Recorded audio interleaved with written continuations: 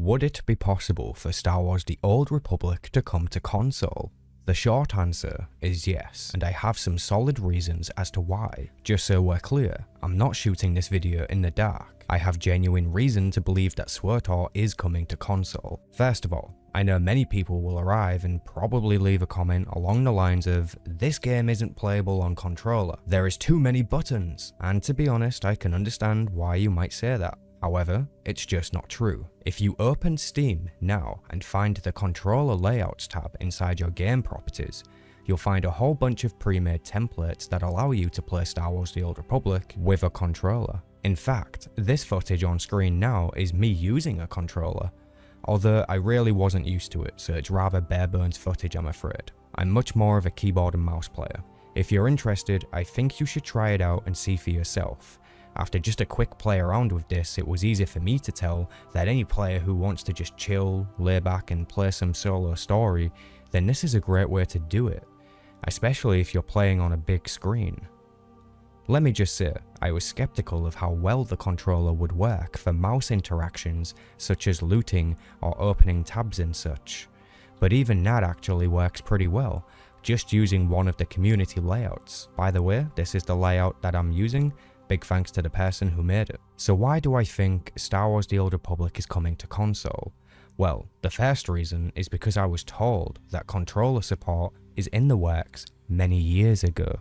And before any of the devs freak out about a non-disclosure agreement, this was after you kicked me out of the influencer group, so don't come crying to me about leaks. Anyways, I was told months before Legacy of the Sith that 64-bit support was coming, along with 4 hours of new story. Now, we can confirm the 64-bit support happened.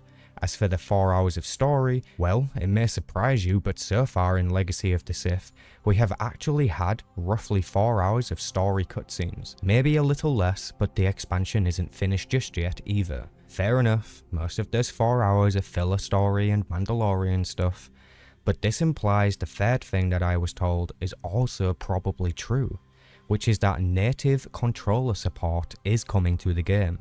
Now, when you look at how Legacy of the Sith has been updated, it starts to make sense why they've been doing some drastic changes, such as pruning classes, needing fewer abilities to fit a rotation, and most of all, updating internal systems for more modern capability, which kinda screams that they're looking to expand on the platforms for the game. Now, I wouldn't say this unless I was confident. As I said, I knew this way before Legacy of the Sith, and never said anything. Now that I see how things have unfolded, and that what I was told has come true so far, I have every bit of confidence that I'm right on this one. Obviously, I can't tell you who my source is. That would be a breach of trust. And yes, I realise that's going to open me up to some criticism about just gaslighting you all, and that's fair enough. I'm not willing to sacrifice their privacy, so this is a risk that I'm willing to take. But before you accuse me, let's look at this. In one of the latest posts on the official website, we see that even in their own words, they are looking to expand to as many platforms as possible. So far, it's been the arrival of Steam and now official Mac support for the game. Next up will be controller support, and we all know what comes after that: console support. Admittedly, I'm not going to have all the answers here. I don't know when this will happen, I don't know if they will develop the ability to crossplay between PC and console, but what seems to be evident is that despite the devs' lack of focus on story or group content, they are indeed hammering optimization through back-end systems. Don't confuse that for game performance, that's not what I'm talking about. It should be common knowledge by now that a console release has been popular demand for the last few years. The community has always wanted it, but it seems for the past few years, the common thing to say is, bring this game to console, it will bring in thousands of new players. And I'm inclined to agree with the community on that.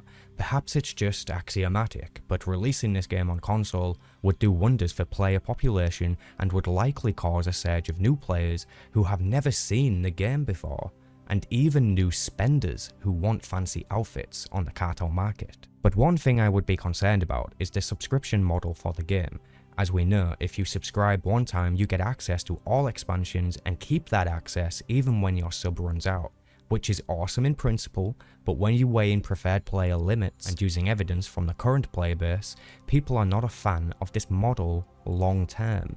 Perhaps the game would benefit from some core changes to the monetization method if they are to properly capitalize on a console release. Don't get me wrong, I think new players would have content for months on end, but I'm thinking long term.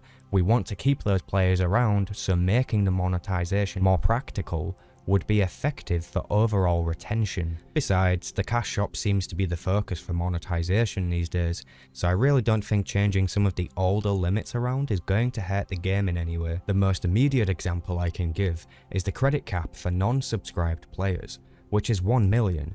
It is just not enough for any player to effectively spend, especially during endgame. You need to make purchases that are greater than 1 million credits quite often. It could be for new augments or buying an unlock for your account, buying a cosmetic and much more. I realize this is an age-old debate, but in terms of a console release, this would be the only thing I'd say to look at. Other than anything that might be obvious of course with such a release, such as controller support and seamless compatibility. Think about it, things like a radial menu will probably be used and the interface would be reworked, presumably. If I had to guess, if a console release does happen, it would be with or during the next expansion. Regardless of how I feel personally about the game, it is evident that the devs are committed to keeping the game alive. Also remember, Eric Musker has just taken over the position of game director. While many players dislike Eric Musker, I can vouch for his commitment to player feedback and understanding, although I understand that's not going to be good enough for everyone. So while I'll probably continue to poke fun at him about the game, I do wish him the best in this newfound position, and possibly if anyone can turn things around and move us toward a brighter future for the game, it could be Eric. What do you think to all of this? Do you think Star Wars The Old Republic on console will be a good move? Do you think controller support is a good thing?